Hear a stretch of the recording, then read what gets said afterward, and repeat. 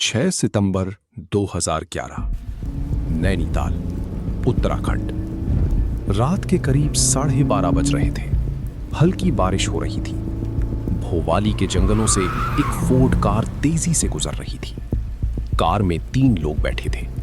Driving seat पर था राजू परगाई, उत्तराखंड के क्राइम वर्ल्ड का एक ऐसा नाम जिससे लोग सीधी दुश्मनी लेने से बचते थे।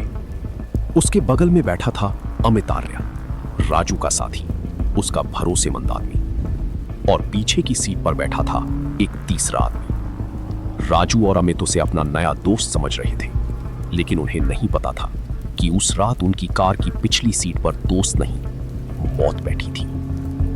कुछ देर बाद पीछे बैठे आदमी ने राजू के कंधे पर हाथ रखा और कार रुकवाने का इशारा किया।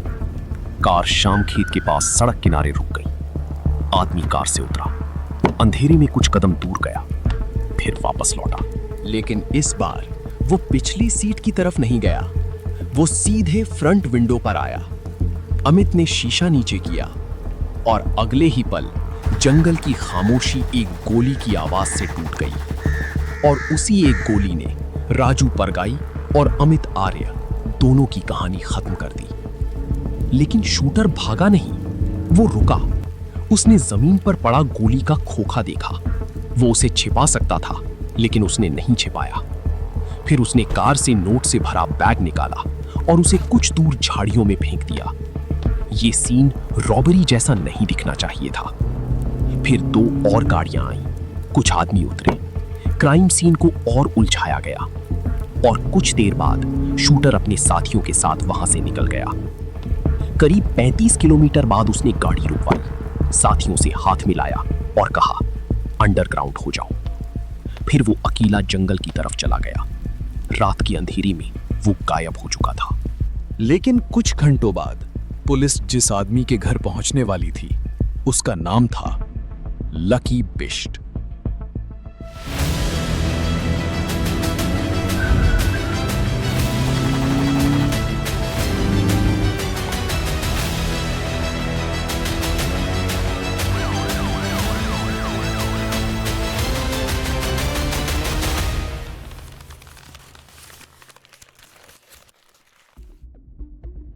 सुबह के 8 बजे थे। हल्द्वानी की डिफेंस कॉलोनी में 23 साल का लक्ष्मण सिंह बिष्ट सो रहा था। लकी एक एनएसजी कमांडो था। उसकी मां की तबीयत खराब थी, इसलिए वो ड्यूटी से लीव लेकर हल्द्वानी आया था। लकी के पिता आर्मी में रह चुके थे। दादा 1971 इंडो पाक वॉर में शहीद हुए थे। घर में यूनिफॉर्म सिर्फ नौकरी नहीं थी, इज्जत थी। आर्मी सिलेक्शन के दौरान वो हजारों लड़कों की भीड़ में खड़ा था। नागालैंड में टेस्ट्स हुए। लगभग 1,42,000 कैंडिडेट्स में से कुछ ही आगे बढ़े। लकी उनमें था। बैंगलोर में साइकोलॉजिकल टेस्ट हुआ। इंटरव्यूअर्स ने उसे उलझाने की कोशिश की। एक सवाल आया, अगर तुम्हें सोल्जर बनाकर एक्टिव ड्यूटी पर नहीं भेजा गया, बल्कि प्राइम मिनिस्टर की सिक्योरिटी में लगा दिया गया तो? लकी ने जवाब दिया, जो भी जिम्मेदारी मिलेगी पूरी ईमानदारी से निभाऊंगा। फिर ट्रेनिंग शुरू हुई। जीरो वीक, ड्रिल, डिसिप्लिन, हथियार, प्रेशर। और धीरे धीरे वो एनएसजी कमांडो बन गया। उसे हाई प्रोफाइल सिक्योरिटी में लगाया गया। वो एलके आडवाणी की पर्सनल सिक्योरिटी डिटेल में था। मतलब लकी सिस्टम के बाहर नहीं था, वो सिस्टम के अंदर था। लेकिन 6 सितंबर की सुबह वही सिस्टम उसके घर के बाहर खड़ा था। दरवाजे पर तेज दस्तक हुई। लकी के पिता ने दरवाजा खोला। बाहर पुलिस थी, सीनियर ऑफिसर्स मौजूद थे। एसएसपी केएस चौहान, प्रमोद शाह, विजय चौधरी जैसे नाम सामने थे। पूरा घर घिर चुका था। मोहल्ले के लोग बाहर जमा होने लगे। लकी नींद से उठा, आंखें आधी खुली थी। सामने पुलिस थी। मां, बहन और दादी दीवार के पास खड़ी थी। चेहरों पर डर था। पहला सवाल आया, पर्सनल वेपन्स कहां हैं? लकी समझ गया, ये नॉर्मल विजिट नहीं है। उसके पास लाइसेंस्ड वेपन्स थे। 7.65 mm पिस्टल, शॉटगन, ड्यूटी वाली ग्लॉक वो दिल्ली में डिपॉजिट कर चुका था। पुलिस ने अलमारा खुलवाई, हथियार अपने कब्जे में लिए। लकी ने पूछा, सर्च वारंट है? जवाब नहीं आया। बस कहा गया, चलो रूटीन इंक्वायरी है। लकी ने फोन कॉल मांगी। पुलिस ने उसके फोन्स ले लिए। मां रो रही थी। लकी ने जाते जाते बस इतना कहा, कुछ घंटों में वापस आ जाऊंगा। लेकिन वो कुछ घंटे सालों में बदलने वाले थे। पुलिस ने उसे बुलेरो में बैठाया। दोनों तरफ आर्म्ड पुलिसमैन बैठे थे। गाड़ी लोकल पुलिस स्टेशन की तरफ बढ़ी। रास्ते में प्रमोद शाह ने पीछे मुड़कर पूछा, कल रात कहां थे? लकी ने पूछा, क्यों पूछ रहे हो? जवाब आया, पता चल जाएगा। पुलिस स्टेशन पहुंचते ही लकी को एक बड़े रूम में बैठाया गया। सामने ऑफिसर्स थे। कुछ ऑफिसर्स ऐसे भी थे जिनके साथ उसने पहले पुलिस ट्रेनिंग सेशंस में काम किया था। लेकिन आज कोई पहचान काम नहीं आ रही थी। एसएसपी ने उसकी तरफ देखा और सीधा सवाल किया, बताओ, राजू परगाई और अमित आर्या को क्यों मारा? लकी के कानों में जैसे आवाज अटक गई। अब उसे समझ आया, वो इंक्वायरी में नहीं था, वो डबल मर्डर केस में अक्यूज्ड था। और जिन 2 लोगों की हत्या का आरोप उस पर था, वे कोई छोटे क्रिमिनल्स नहीं थे। वे ऐसे नाम थे जिनके पीछे क्राइम वर्ल्ड और पावरफुल लोगों का सपोर्ट बताया जाता था।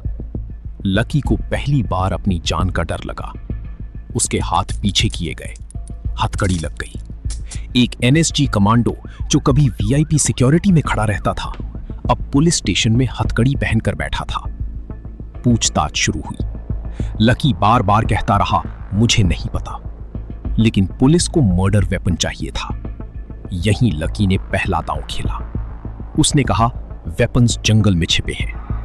पुलिस को लगा सस्पेक्ट टूट गया। कॉन्वॉय तैयार हुआ। ऑफिसर्स एक्साइटेड थे। उन्हें लगा वेपन्स मिलते ही केस मजबूत हो जाएगा। लकी को हथकड़ी लगाकर गाड़ी में बैठाया गया। गाड़ियां जंगल की तरफ निकल पड़ी। लेकिन गाड़ी में बैठा लकी डर नहीं रहा था। वो टाइम देख रहा था, डिस्टेंस कैलकुलेट कर रहा था और पुलिस को वहां ले जा रहा था जहां कुछ मिलने वाला नहीं था। जंगल शुरू हुआ। सर्च शुरू हुई। पुलिस पूछती, वेपन्स कहां हैं? लकी कहता, थोड़ा आगे। कभी कहता, शायद उस तरफ। फिर पूछता, टाइम क्या हुआ? घंटे बीतते गए, कुछ नहीं मिला। ऑफिसर्स इरिटेट होने लगे। फिर लकी ने अचानक पूरा खेल पलट दिया। उसने पूछा, टाइम क्या हुआ? जवाब आया, 3 बजे। लकी ने कहा, अगर मैंने आधी रात को मर्डर किया, फिर बवाली से चंपावत जाकर वेपन्स छिपाए, फिर वापस हल्द्वानी आया, तो सुबह 8 बजे तुम मुझे मेरे घर में सोता हुआ कैसे पकड़ लेते? गाड़ी में खामोशी छा गई।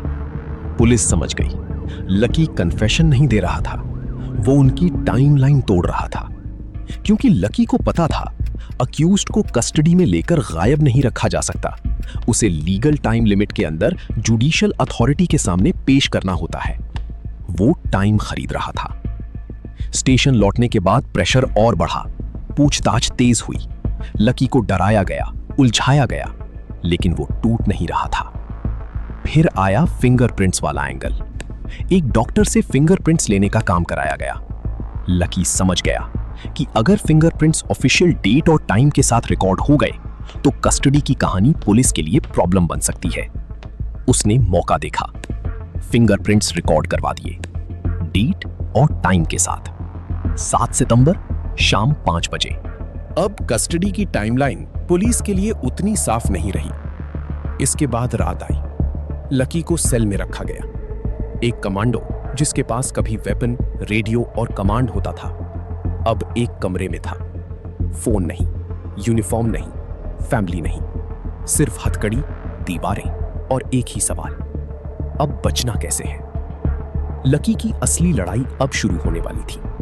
कोर्ट, जेल और इंतजार। लकी पर डबल मर्डर का आरोप था। मीडिया में उसका नाम चल रहा था।